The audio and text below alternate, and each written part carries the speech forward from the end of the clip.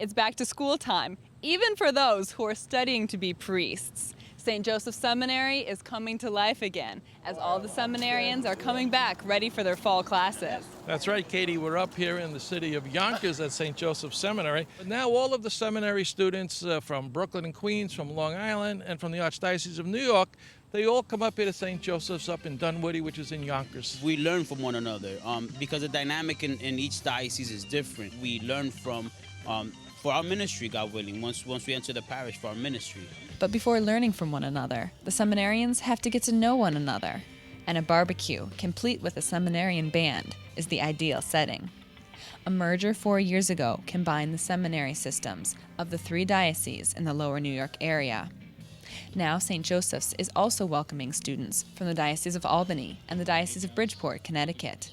Newly ordained Bishop James Massa came to greet all the students. They had a special request for him, to bless a new fleet of cars that they will use as transportation to parishes for training. And knowing how the seminarians drive, the blessing of the cars was especially important. Bishop Massa was also the main concelebrant in a welcoming mass, praying for these, the future leaders of the church. Many people are rediscovering the joy of being a believer, a Catholic believer. And the seminarians are the future shepherds and pastors of our people. So they have a special opportunity to project that joy in their leadership. My hope and prayer for the guys is that they really open up their hearts to the scriptures that they're learning, that they fall in love with the scriptures, they fall more deeply in love with the history of the church and the beauty of the church, the richness of it all. This year, the seminary is opening its doors to educate those who will serve as permanent deacons and lay people who wish to receive a master's in theology. The man in charge of the seminary, Monsignor Peter VACCARI, is overseeing the change. Priests cannot be formed in isolation. And there is something, I think, which is really a grace-filled moment when lay women and laymen are sitting in the same classroom as our seminarians.